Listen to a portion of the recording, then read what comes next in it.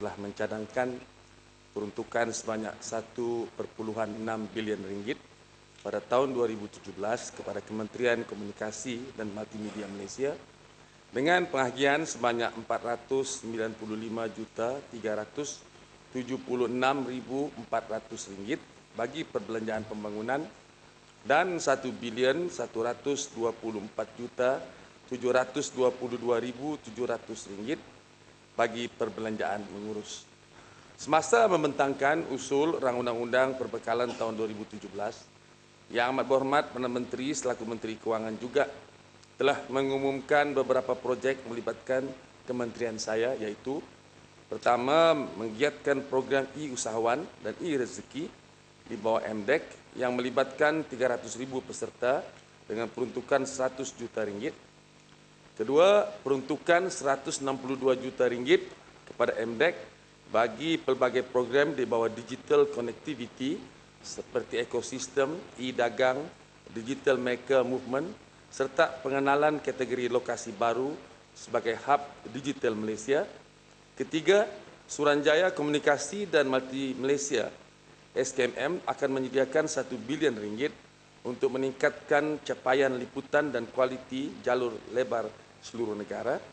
Keempat, bagi merancangkan lagi industri kreatif dan penerbitan filem pula, Film in Malaysia Incentive FIMI dan Hub Content Creation FINAS di Sentubong, Sarawak serta Kota Kinabalu, Sabah akan dilaksanakan.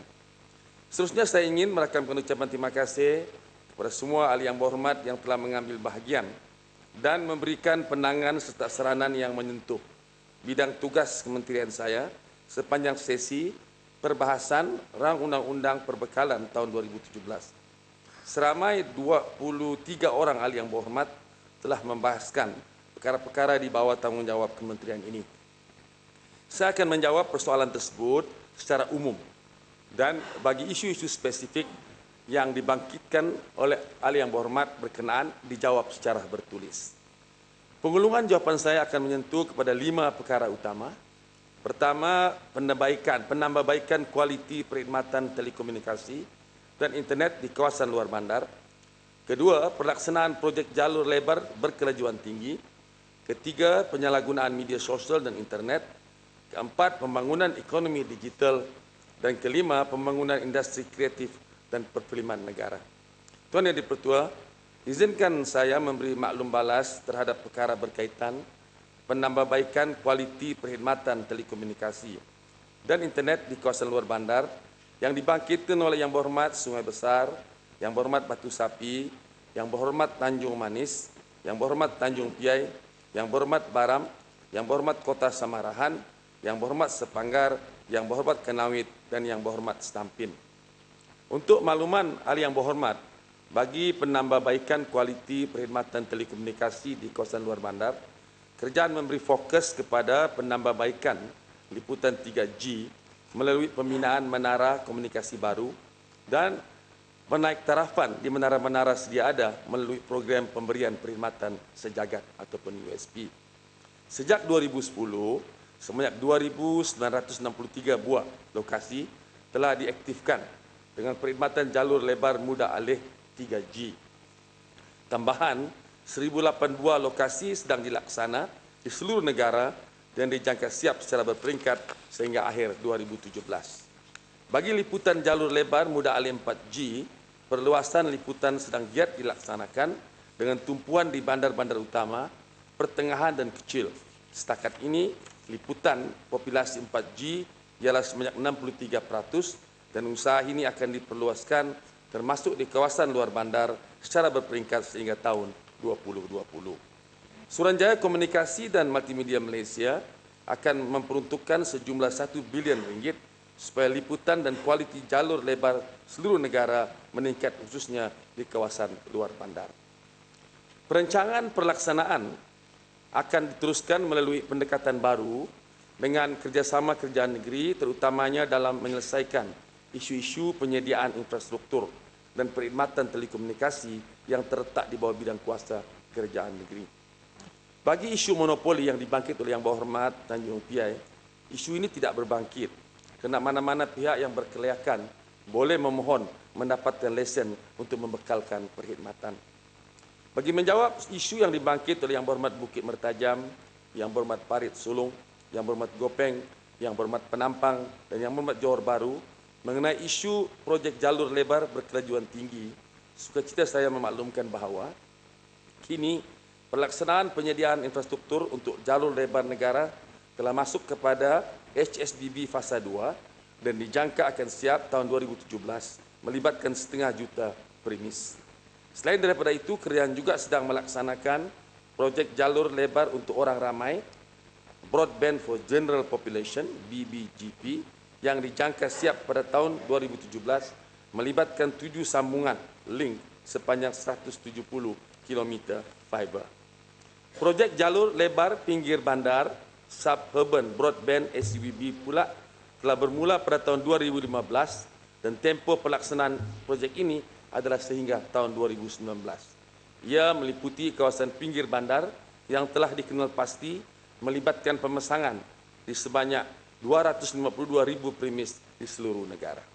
Pelaksanaan projek jalur lebar secara keseluruhannya akan diteruskan bagi memenuhi keperluan sasaran rancangan Malaysia ke-11. Tuan Yang di-Pertua, izinkan saya memberi maklum balas mengenai persoalan penyalahgunaan media sosial dan internet. Boleh tanya yang sebelum masuk. Silakan. Terima kasih, Muhammad Menteri. Tuan Ketua, apa ini rakyat memang mengalu-alukanlah apa ini hasrat murni kementerian dan kerajaan untuk apa ini memperluaskan lagi perkhidmatan jalur lebar ini. Terutama sekali di luar bandar dan di bandar-bandar. Cuma mungkin berhormat perlu melihat kadang-kadang di bandar sekalipun, contohnya perumahan lebih kurang 5 batu daripada bandar, Taman Chunyin di Batu 5 Sendakan. Coverage dia apabila masuk rumah semua telefon tak boleh diguna pakai, handphone tak boleh pakai. Jadi kita bukan bercakap soal di luar bandar, di dalam bandar itu sendiri. Ini bermakna coverage menyeluruh masih belum ada. Jadi adakah mungkin dengan adanya peruntukan yang ada ini dan mungkin pihak kementerian boleh memaklumkan kepada apa ini pihak-pihak yang diberi tanggungjawab untuk memasang apa ini antena ataupun menara ini supaya melihat bahawa penglibaran apa ini untuk apa ini penggunaan masyarakat ini perlu dilihat secara lebih saksama supaya tidak ada lagi perumahan yang tidak ada akses apa ini telefon. Kadang kita bimbang kalau ada emergency berlaku kemalangan dan sebagainya, sukar untuk berhubung dengan mana-mana pihak sebab di kawasan itu tidak ada apa ini, tidak ada internet ataupun tidak ada talian telefon yang boleh digunakan pakai. Terima kasih. Terima kasih Tan Sri dan terima kasih Yang Berhormat Menteri. Ini berkenaan dengan high speed broadband ini. Sebab yang penting sekali dalam high speed broadband ini adalah fiber optic connection kepada premis. Yang tahu saya, kebanyakan premis yang ada fiber optic ini tertumpu di Lembah Kelang. Di luar daripada Lembah Kelang, mungkin Ipoh. Sebahagian besar Ipoh pun tanpa fiber optic. Kalau kita sampai ke Taiping, ke Tanjung Malim, ke pekan-pekan yang lebih kecil, misalnya di kawasan Kinabatangan, saya pasti sukan dapat fiber optik tersebut.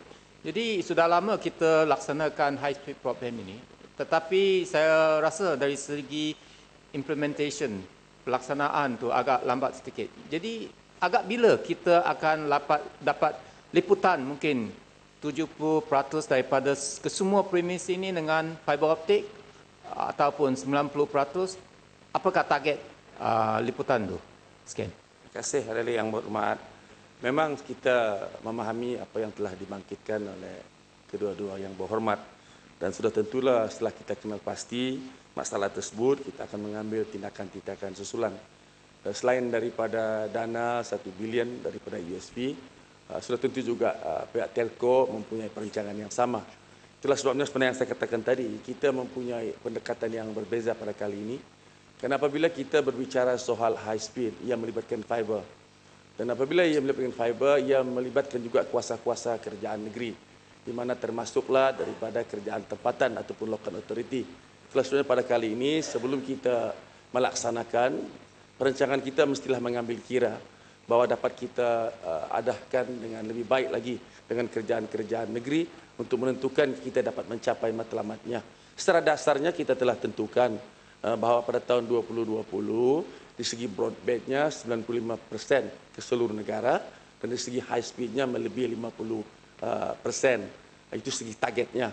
Tetapi saya memahami masalah tersebut oleh kerana apa yang berlaku kadang-kala ada di bangunan ini sepatutnya ialah disediakan kemudahan untuk fiber tetapi disediakan untuk copper. Ini masalah-masalah yang timbul di beberapa tempat. Jadi saya ambil maklum dan itulah sebabnya sebenarnya yang saya katakan kita mempunyai pendekatan-pendekatan yang berbeza pada kali ini untuk menentukan bukan saja peruntukan itu tersedia tetapi peruntukan itu harus mencapai matlamat seperti mana yang kita harapkan. Tuan Yang Dipertua, izinkan saya memberi maklum balas. Selamat. Baik, terima kasih Tan Sri, terima kasih Hormat Menteri. Saya nak dapatkan penjelasan satu ketika dulu tahun sudah tak silap saya. Kita telah meluluskan satu akta baru atau pembinaan akta di bawah Kementerian Tenaga untuk membolehkan penggunaan laluan talian elektrik bagi kegunaan internet. Bagi kegunaan internet broadband dan sebagainya, antaranya bagi saya itulah salah satu alternatif kepada masalah yang dihadapi dalam pelaksanaan broadband yang saya fikir tidak memerlukan satu persetujuan yang begitu sukar untuk nak dapatkan persetujuan daripada kerajaan negeri kerana dia tidak membabitkan penggunaan tanah tetapi kita hanya membabitkan laluan. Dan saya dipahamkan sama ada Kementerian Tenaga, Menteri Tenaga ataupun Kementerian yang berhormat menjawab bahawa sudah ada syarikat yang memohon untuk mendapatkan lesen bagi melaksanakan talian internet yang menggunakan laluan elektrik. Jadi saya nak dapatkan perkembangan selanjutnya. Memang yang berhormat sudah ada semikian. Memang kita telah juga memberi lesen kepada syarikat untuk menjalankan pendekatan sedemikian, iaitu di mana ia tidak memerlukan di bawah tetapi memerlukan talian. Memang sudah dilaksanakan di beberapa tempat. Tetapi umumnya juga kita tidak ada pilihan. Kita perlu adakan kerjasama rapat dengan kerajaan negeri.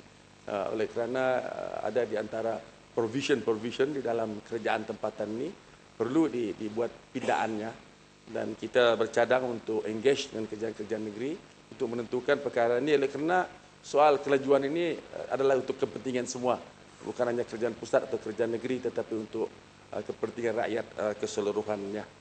Tuan Yang Dipertua, izinkan saya memberi maklum balas mengenai persoalan penyalahgunaan media sosial dan internet yang dibangkitkan oleh Yang Berhormat Kinabatangan, Yang Berhormat Lanang, Yang Berhormat Parit dan Yang Berhormat Bukit Bendera. Kementerian melalui Suruhanjaya Komunikasi dan Multimedia (SKMM) sentiasa menjalinkan kerjasama dengan pelbagai kementerian dan agensi penguatkuasaan dalam menangani dan membendung penyebaran kandungan berunsur fitnah, perkauman, hasutan, keganasan dan sebagainya di laman sosial. Dalam perkara ini, setiap aduan yang diterima oleh SKMM akan disiasat mengikut bidang kuasa yang diperuntukkan di bawah Akta Komunikasi dan Multimedia 1998. Berhubung isu online grooming pula, peranan masyarakat terutamanya ibu bapa, penjaga serta guru-guru adalah amat penting. Kesemua pihak boleh membantu dengan lebih efektif dalam mengawal penggunaan kemudahan komunikasi anak-anak dan boleh melaporkan kepada pihak berkuasa jika terdapat komunikasi yang meragukan di antara anak-anak mereka dan seorang dalam talian. Menyadari peranan ibu bapa amat penting dalam mendidik sasi anak-anak, pihak SKMM telah melancarkan inisiatif bersama pihak penyedia perkhidmatan internet untuk menyediakan aplikasi kawalan ibu bapa, Parental Control Tools, bertujuan untuk mengupayakan pengguna internet, khususnya golongan ibu bapa dengan kemudahan untuk memantau dan menyaring secara kawalan kendiri kandungan yang diakses oleh anak-anak mereka. Boleh minta Pak Umat? Boleh. Ya, terima kasih Muhammad Menteri. Tuan Ketua, kalau saya tidak siap, saya ada mencadangkan. Sebab hari ini, mutakhir ini, kita melihat bagaimana kecenderungan masyarakat, rakyat negara Malaysia ini ke arah menyalahgunakan media sosial ini. Macam-macam kita dengar tiap-tiap hari, ada menyatakan tsunami akan tiba, ribut akan melanda, macam-macam. Yang ini sudah mati, yang ini sudah sakit teruk, orang baru demam dia kata sudah mati. Jadi Kalau di negara maju, jiran kita Singapura, di mana-mana negara pun mereka ada kawalan. Apakah kerajaan tidak berhasrat untuk mengawal sekurang-kurangnya mana-mana yang pemain media sosial ini harus didaftar, harus diregister. Jadi kalau didapati mereka melanggar peraturan, melanggar etika yang sebenarnya, mudah untuk kerajaan memantau, memanggil mereka. Di Singapura dia benarkan, tapi kita buat salah, maka kita kena tanggung risiko dia. Jadi negara ini, negara majmuk seperti telur di hujung tanduk. Bila-bila kita boleh hancur. Saya memintalah kementerian membuat ketegasan. Kalau boleh, laksanakanlah. Walaupun mungkin ada bantahan daripada mana-mana pihak, sebab kononnya atas dasar kebebasan bersuara, tetapi sebetulnya kebebasan mutlak tidak ada. Dalam rumah tangga kita pun, kita dengan isteri kita tidak bebas suka-suka. Kita dengan anak kita pun tidak bebas. Jadi oleh kerana itu saya lebih fokus sekarang ini sebab banyak lebih-lebih lagi anak-anak muda, mereka tidak tahu apa-apa. Mereka menggunakan media sosial, maki hamun pemimpin, caci agama dan sebagainya, memburuk-burukkan tanpa ada asas. Saya rasa sudah tiba masanya untuk kerajaan meregulasikan media sosial ini. Daftar dan mana-mana yang tidak bertanggungjawab, tangkap dan bicara dia. Terima kasih. Terima kasih Yang Berhormat. Kita memang menerima beberapa cadangan dalam hal-hal seperti ini dan sudah tentulah pihak kementerian akan gajinya dan memang kita ada berhasrat untuk membuat pindahan ke atas akta komunikasi ini di mana pihak pejabat peguam negara telah pun memiliki kelulusan dan langkah sekarang seterusnya ialah bagi kita untuk membincang perkara tersebut di peringkat kabinet. Terima kasih Tan Sri Di-Pertua, terima kasih Mak Menteri. Saya juga bersetuju dengan pandangan Kinabatangan kerana saya lihat gejala terutama sekali penyalahgunaan media sosial hari ini. Ia semakin menjadi dan semakin meningkat. Dan ada kalanya boleh mencetuskan soal kedaulatan negara kita sehingga kan institusi Perdana Menteri pun diperkotak-katikkan walhal ia adalah sebahagian daripada perlembagaan negara kita. Saya nak tanya kepada Yang Menteri, apakah halangan-halangan terutamanya dari segi penguasaan undang-undang? Kerana saya tahu di peringkat MCMC mereka ada regulatory-nya. Dari segi pendakwaan mungkin AG-nya. Dari segi penyiasatan adalah pihak PDRM-nya. Jadi saya nak tanya kepada Yang Menteri, apakah halangan dan masalahnya? Kerana bagi hemat saya, ianya semakin hari semakin parah dan ada kalanya boleh menyebabkan imej Malaysia akan terhakis dan sehingga kan boleh menyebabkan soal-soal pelaburan negara kita boleh terancam. Terima kasih Yang Berhormat Tan Sri. Tan Sri, Yang Menteri, terima kasih. Saya nak respon juga apa yang disebut oleh Kinabatangan. Sebenarnya isu yang kita bangkitkan ini, yang dibangkitkan oleh Kinabatangan, bukan isu yang baru kita bangkit hari ini, tapi kita telah bangkitkan lama. Dan saya lihat bahawa kementerian tak boleh lagi bagi jawapan bahawa kita akan mengkaji. Kerana itulah jawapan yang memang kita dapat daripada dulu lagi. Sudah tidak ada masa lagi kerana kita nak bina negara kita pada tahap yang baik, tapi kita boleh terjejas dengan isu-isu semua ini. Saya fikir kalau negara kita memberikan kebebasan tapi disertai dengan tanggungjawab, ia bukanlah satu perkara yang luar biasa. Kerana Thailand pun buat perkara sama, Singapura, New Zealand, Australia pun sama, Amerika pun sama. Jadi mesti ada tanggungjawab kita beri pada rakyat. Tak apa, dia nak keluarkan pandangan tak kisah, tapi mesti ada tanggungjawab. Kita harap perkara ini disegerakan. Kebimbangan kita ialah kerana kita nak pergi tingkatkan keboleh capaian internet ini. Ia lebih bahaya. Dan kita juga harap supaya kerana ada juga baru-baru ini kita tengok kalau isu-isu melibatkan setengah tokoh-tokoh tertentu, cepat saja tindakan diambil. Tapi perkara sama kadang-kadang lambat sedikit. Jadi saya harap perkara ini mesti diberi perhatian khusus. Kita tak boleh biarkan perkara ini berluasa kerana ia boleh meruntuhkan sebuah negara. Terima kasih. Kalau batu suka fitnah, tangkap dia juga. Ya, itu clear. Oleh ini. Terima kasih Menteri. Isu ini ialah siapa yang akan putuskan sama ada ini fitnah atau tidak. Yang kini kita telah saksikan banyak website-website yang sebenarnya bukan berasal dari sini, laporan-laporan yang kredibel telah dihalang oleh MCMC, telah disekat, dan bagaimana kita boleh memberi justifikasi bahawa hanya fitnah saja yang telah disekat. Isu fitnah kalau tidak fitnah, dalam undang-undang yang ada sekarang, kita boleh dakwa mereka di dalam mahkamah, dan kita telah lihat ramai di kalangan pengguna sosial media itu telah didakwa dalam mahkamah. Saya ingin dapat satu huraian atau satu analisis yang secara objektif bagaimana kabar-kabar yang disebar itu telah mencetuskan kecenderungan untuk keganasan dan mengancam keharmonian masyarakat. Yang sekarang berlaku, saya tidak tahu pemimpin seperti Jamal yang pakai baju merah itu dia sendiri tahu pakai Facebook atau tidak. Saya tidak pasti sama ada kecenderungan untuk membuat kekacauan itu adalah datang daripada media sosial. Terima kasih. Terima kasih ahli-ahli yang berhormat. Memang subjek ini memang menjadi minat bukan saja di kalangan ahli yang berhormat tetapi juga di kalangan masyarakat. Kerajaan memang mengambil serius, itulah sebabnya kita telah tubuhkan satu task force di bawah kabinet di mana dianggotai oleh saya sendiri selaku menteri yang bertanggungjawab, dianggotai oleh wakil-wakil daripada pihak Kementerian Dalam Negeri, pihak polis dan juga pihak AG. Tujuan kita ialah untuk menyelaraskan agar apapun kekurangan-kekurangan yang ada pada kita itu dapat kita selesaikan dengan sebaik-baiknya. Dan hasil daripada juga kita telah bersetuju untuk mewujudkan cyber court di mana telah pun berkuat kuasa. Kerana ada di antara kes-kes ini memang sudah pun disiasat dan tindakan diambil tetapi agak lambat pembicaraannya dilakukan. Dan ini kita telah pun tangani. Memang ada juga kekurangan-kekurangan yang perlu kita selesaikan di antara kepekaran, kemahiran bagi mereka yang terlibat, begitu juga dengan bahan-bahan bukti dan sebagainya.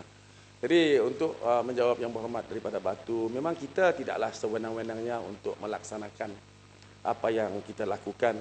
Apabila kita mendapat aduan di SKMM, sudah tentulah kita melihat pertamanya sama ada asas ataupun tidak. Jika ada asas, maka kita teruskan penyiasatan.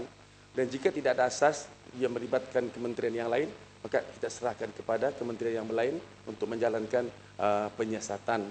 Dan setelah ada siasat, jika ada kita rasakan mempunyai bahan yang bukti yang cukup dan adalah menjadi tanggungjawab kepada pihak peguam negara untuk menentukan sama ada asas untuk mendakwa ataupun sedikit tidak. saja, Menteri. Sedikit saja. Saya ingin dapat penjelasan. Ada beberapa website seperti Asia Centennial, seperti Malaysian Chronicle dan beberapa website yang lain. Mereka dihalang. Kalau betul ada kesalahan, sebagai artikel itu telah menyebarkan fitnah, patutnya tindakan diambil terhadap penulis artikel itu. Bukan kita halang keseluruhan portal itu dan kita juga tidak ada mitigation. Apakah caranya untuk kembalikan status untuk didapatkan akses oleh orang awam? Terima kasih yang berhormat. Sebenarnya perkataan blocking itu tidak berlaku. Apa yang digunakan saja ialah menyekat. Sebenarnya apa yang berlaku ialah sepatutnya jika telah ada kesekatan sedemikian, sudah tentu pihak SKM akan mengatakan apa sebab-sebabnya. Dan lepas itu perbincangan harus diadakan antara pihak tersebut dengan SKM. Setelah mereka berpuas hati, maka ia boleh seperti biasa. Itu tidak ada masalahnya. Mungkin oleh kerana tidak ada komunikasi antara website ini dengan pengendalinya dengan SKM, ini yang telah berlaku. Tetapi pada umumnya, pada prinsipnya, ia bukan berarti untuk menyekat selama-lamanya. Kadang-kadang ia ada artikel-artikel yang tertentu. Kita juga banyak menerima aduan sedemikian, di mana kadang-kala bantahan itu ke atas beberapa artikel dan kita biasanya SKM akan menulis kepada web yang berkenaan untuk mendapat penjelasan. Jadi ia bukanlah dilakukan sesuka hati dan sudah tentulah ia boleh balik seperti biasa jika SKMM merasakan bahawa dia berpuas hati bahawa apa yang yang menyebabkan mereka menyekat itu telah dapat diselesaikan dengan sebaiknya. Tuan Yang Dipertua, saya ingin sambung. Selain penguatkuasaan, Kementerian melalui SKMM turut memperkasakan penggunaan dan komuniti setempat melalui aktiviti di lapangan, bengkel taklimat khas, program perkemahan, kempen kesedaran dan sebagainya. Sebanyak 450 program advokasi telah dilaksanakan dari Januari hingga September 2016 menjangkaui 680,000 peserta. Mesej-mesej yang disampaikan termasuklah memastikan kesahihan maklumat yang diterima, bahaya fitnah, etika atau adab berkomunikasi di internet, pematuhan undang-undang, cyber serta peranan penting ibu bapa dalam mengawal selia penggunaan internet anak-anak termasuk menggalakkan memasang perisian penapisan. Penekanan juga diberi terhadap penggunaan internet berteraskan prinsip-prinsip rukun negara bagi menggalakkan budaya penggunaan internet berhemah bagi mewujudkan rakyat yang mempunyai literasi digital yang baik. Bagi meningkatkan kesedaran awam mengenai isu-isu berkaitan penyalahgunaan internet dan keselamatan cyber, sepanjang tahun 2016, SKMM secara proaktif telah menjalankan lebih 124 aktiviti melibatkan media dan menghasilkan sejumlah 300 liputan media termasuk media cetak, televisyen, radio dan media baru. Seterusnya, izinkan saya memberi maklum balas mengenai isu pengawasalian aktiviti perjudian secara dalam talian online yang dibangkit oleh Yang Berhormat Pasir Mas dan Yang Berhormat Lanang. Sebagaimana Yang Berhormat sedia maklum, penjelasan mengenai isu ini telah pun dijawab oleh Yang Amat Berhormat Timbalan Perdana Menteri selaku Menteri Dalam Negeri pada 2 November 2016 yang lalu. Pihak penyedia perkhidmatan juga telah menyediakan sistem tapisan bagi menyekat pengantaran SMS yang mempromosikan aktiviti perjudian dalam talian. Ini dapat dilihat dengan pengurangan aduan yang diterima oleh SKMM daripada 194 aduan pada bulan Mac kepada 40 aduan pada bulan September tahun ini. Selain itu, pihak SKMM juga telah mengarahkan pihak penyedia perkhidmatan untuk menamatkan nombor-nombor telefon yang terlibat menyebarkan SMS berunsur perjudian. Sehingga September 2016, sejumlah 12,000 nombor telefon telah ditamatkan perkhidmatannya. Tuan Yang Dipertua, perkara-perkara yang dicadangkan mengenai pembangunan inisiatif ekonomi digital yang telah dibangkitkan oleh Yang Berhormat Tebrau, Yang Berhormat Labuan dan Yang Berhormat Johor Bahru amat menarik sekali. Kementerian ini meraihkan cadangan-cadangan yang diutarakan tersebut sebagai input yang berguna dalam pembangunan inisiatif ekonomi digital. KKM melalui SKMM dan MDEC akan terus membangunkan ekosistem ekonomi digital di Malaysia. Selain daripada RM1 bilion yang diperuntukkan bagi pembangunan infrastruktur, di antara program yang diperkenalkan termasuk program pembangunan startups, pembangunan bakat, peluang dan fasilitasi terhadap pembiayaan perniagaan, termasuk kemudahan dan gaya hidup, khusus bagi syarikat-syarikat startups dan internet. Tuan Yang Dipertua, izinkan saya memberi penjelasan berkaitan program pelaksanaan program e-rezeki dan e-usahawan yang telah dibangkitkan oleh Yang Berhormat Farid Sulong. Selaras dengan agenda kerajaan untuk memacukan pertumbuhan ekonomi dengan membantu golongan B40, penduduk luar bandar, belia dan usahawan kecil dalam menjana pendapatan tambahan secara atas talian, MDEC telah melaksanakan 2 program utama di bawah inisiatif merakyatkan ekonomi digital, iaitu e-rezeki dan e-usahawan. Melalui program e-rezeki, golongan B40 seperti ibu tunggal, suri rumah, pemandu dan pelajar telah memperolehi pendapatan tambahan dengan purata di antara RM50 hingga RM300 sebulan. Terdapat juga peserta sepenuh masa, kebanyakannya dari kalangan penganggur dan mereka yang telah kehilangan pekerjaan, mampu memperoleh pendapatan melebihi RM5,000 sebulan bergantung kepada jenis kerja digital yang dijalankan. Pada masa yang sama, program e-usahawan telah memberi peluang kepada usahawan belia dan mikro dari kawasan bandar dan luar bandar, termasuk industri kampung untuk meningkatkan pendapatan mereka. Sehingga ujung tahun 2016, sebanyak 100,000 individu akan dilatih melalui program e-rezeki dan e-usahawan ini dan hampir separuh telah berjaya menjana pendapatan tambahan. Tuan Yang Dipertua, seterusnya saya ingin menjawab satu lagi perkara yang dibangkitkan oleh Yang Berhormat Farid Sulong dan yang bermat muka, yaitu isu pembangunan industri kreatif dan perfilman negara. Kementerian melalui Perbadan Kemajuan Film Nasional (FINAS) telah memperkenalkan insentif penggambaran film di Malaysia (FIMI) yang bertujuan untuk menarik syarikat-syarikat produksi tempatan dan luar negara untuk menjalankan penggambaran film mereka di Malaysia, merangkumi film cereka, dokumentari, drama bersiri, film pendek, iklan komersial, program realiti dan animasi pendek. Insentif ini diperkenalkan pada tahun 2013 dengan kadar insentif sebanyak 30% rebat daripada perbelanjaan sebenar produksi tersebut di Malaysia yang diaudit. Pelaksanaan insentif ini akan dapat menjadi Malaysia sebagai lokasi penggambaran yang menarik dan berbaloi bagi produksi-produksi film tempatan dan luar negara di samping menjadikan Malaysia sebagai hub industri kandungan kreatif serantau. Insentif ini mampu menjana ekonomi tempatan dan pelancongan sekaligus memperkenalkan Malaysia di peringkat antarabangsa sebagai lokasi perfilman terbaik. Tuan Yang Dipertua, Kementerian mengucapkan terima kasih kepada semua ahli yang berhormat yang telah mengambil bahagian. Saya ada pertanyaan sikit. Tan Sri, terima kasih Tan Sri. Saya menyambut baik apa yang telah disebut oleh Yang Berhormat Menteri mengenai apa yang saya bangkitkan tadi, mengenai inisiatif untuk membantu industri kreatif tempatan. Apa yang saya cadangkan Yang Berhormat Menteri adalah mungkin yang pihak kementerian boleh memikirkan satu cara lain dalam usaha untuk membantu bagi membolehkan pengusaha-pengusaha kreatif tempatan ini mendapat bantuan dalam bentuk grant berdasarkan movie grant berdasarkan geografi tempatan, apa yang telah dibuat di negara-negara lain. Saya menerima banyak komplain yang mengatakan bahawa setengah daripada industri kreatif tempatan ini sukar untuk mendapatkan pinjaman ataupun grant. Jadinya kemungkinan apabila pihak yang berhormat boleh memikirkan, saya bagi contoh, untuk bukan saja Malaysia, berdasarkan geografi seperti kita hendak memajukan Johor Bahru sebagai satu contoh tempat attraction. Mungkin grant itu boleh kita letakkan di local council tersebut. Dan apabila satu syarikat itu ingin memasarkan produk dia, membuat satu program berdasarkan lokasi tersebut, maka local council dengan bantuan lain boleh memberikan grant tersebut.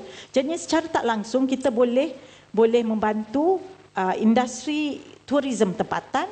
Dalam waktu yang sama kita juga boleh membantu pengusaha kreatif itu sendiri. Dan tidaklah mereka sukar untuk mencari bantuan-bantuan lain. Saya harap ianya dapat mendapat perkembangan daripada pihak kementerian mengenai perkara ini. Terima kasih. Terima kasih. Menteri Stampin. Terima kasih Tan Sri, terima kasih Menteri. Dalam pembahasan saya ada mencadangkan suatu isu saya harap Menteri boleh memberi pandangan, iaitu bolehkah satu garis panduan ataupun regulasi diadakan di mana perkhidmatan jalur lebar ataupun talian telefon perlu disiapkan dalam suatu jangka masa, contohnya masa 6 bulan setelah permit penggunaan bangunan tersebut dikeluarkan. Kerana di kawasan saya, contohnya kawasan perindustrian Batu Kitang, sampai sekarang banyak perumahan baru di situ tak ada talian internet ataupun talian telefon. Di Metro City adalah bisnes distrik yang terbesar di Kuching yang akan diadakan di Kuching. Banyak taman, contohnya Taman Cherry Wood, sampai sekarang 2 tahun tak ada talian telefon, tak ada internet. Jadi saya minta pandangan daripada Menteri. Terima kasih. Terima kasih. Mengenai pandangan Yang Berhormat Farid Sulong tadi, memang di mana yang mengatakan dana itu memang tersedia sebenarnya. Apa yang dimaksudkan ialah di segi agihan dan juga bagaimana kaedahnya kita menentukan agar lebih mudah bagi masyarakat kreatif yang terlibat dapat mengetahui di mana dana tersebut dan dapat mereka melaksanakan. InsyaAllah pandangan tersebut kita akan ambil maklum dan kita akan tengok bagaimana kita boleh sesuaikan agihannya. Mengenai dengan Yang Berhormat tadi yang bangkitkan perkara tersebut, memang sudah ada maklumatnya dan saya akan maklumkan Yang Berhormat secara bertulis. Bagaimanapun pada pandangan kita di Sarawak ini sedikit ada yang perlu kita bincang dengan kerajaan negeri. Kerana di Sarawak ini mereka hanya mempunyai sebuah syarikat saja yang mengendalikan pembinaan tower di Sarawak ini, dan kita banyak berbincang dengan kerajaan negeri dan kita telah mencadangkan bagaimana boleh dipercepatkan khususnya fiberization di Sarawak, di kawasan-kawasan city, bandar ataupun pekan. Tapi saya setuju dengan kata yang berhormat bahawa sebaiknya sudah semua diselesaikan, mereka ada time frame-nya untuk melesaikan sedemikian. Tapi pada ketika ini saya tidak boleh memberi jaminan. Saya akan bincang dengan SKMM, garis panduan apa yang sesuai untuk menentukan bahawa ia bukan saja dapat kelulusan, tapi dapat laksanakan supaya ia tidak berbangkit lagi, Yang Berhormat. Terima kasih Yang Berhormat Tan Sri. Terima kasih Yang Berhormat, saya terima baik jawapan yang diberi oleh Menteri. Selain daripada tower tu, bagaimana dengan talian telefon daripada syarikat telekom? Terima kasih. Kita juga memang sekarang ni banyak juga yang telah diaduh kepada kita mengenai dengan fixed line. Itu di mana timbul banyak masalah di segi fixed line. Itulah sebabnya dalam ucapan yang amat berhormat Perdana Menteri selaku Menteri Kewangan, beliau telah mengatakan kita harus pastikan bahawa mulai tahun hadapan bahawa kelajuannya mestilah double dengan harga yang sama, dan dalam masa 2 tahun ia mestilah kelajuannya double, harganya separuh. Kerana antara yang kita ingin memberi penekanan dalam soal internet di Malaysia ini ialah liputan, kos dan juga kelajuan. Jadi biar sepatutnya ia tidak berlaku, Yang Berhormat. Saya akan secara khususnya saya akan tengok apa punca yang sebenarnya. Terakhir.